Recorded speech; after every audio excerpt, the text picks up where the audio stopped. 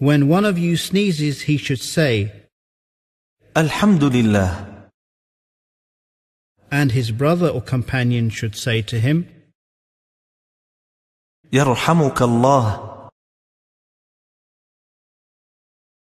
And he, the one who sneezes, replies back to him, يهديكم الله ويصلح بالكم.